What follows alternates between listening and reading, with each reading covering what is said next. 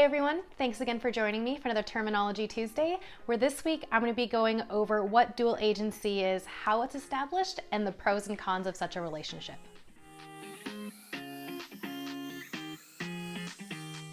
So dual agency is when one broker is representing both the buyer and the seller in a transaction.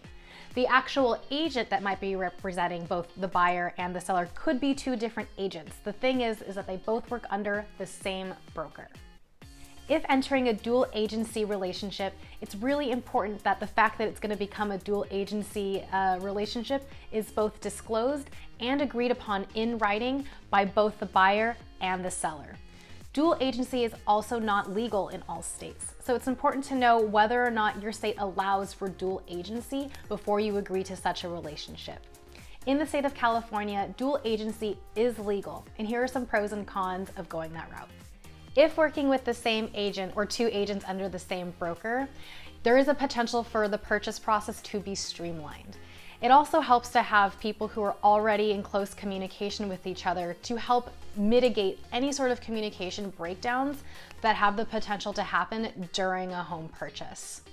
Also, if you are working with an agent that is also representing the seller, they might have more information regarding the property than a traditional buyer's agent does. However, keep in mind this does not mean that the agent is able or will disclose any private information if they are not given permission by their client to do so.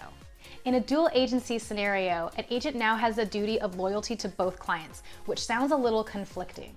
Even if completely unintentional, an agent could lean more heavily in favor of one client over the other. An example of this would be getting the highest and best price for the seller, and maybe not the best deal or terms for the buyer.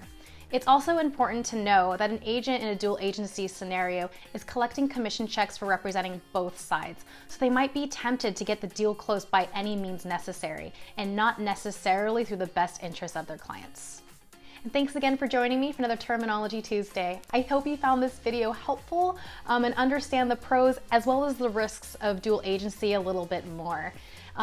If you liked this video and want to continue learning more about real estate and some of the jargon we agents might be throwing around, please consider giving my page a follow or a like so you can be notified as soon as my new videos hit my page weekly.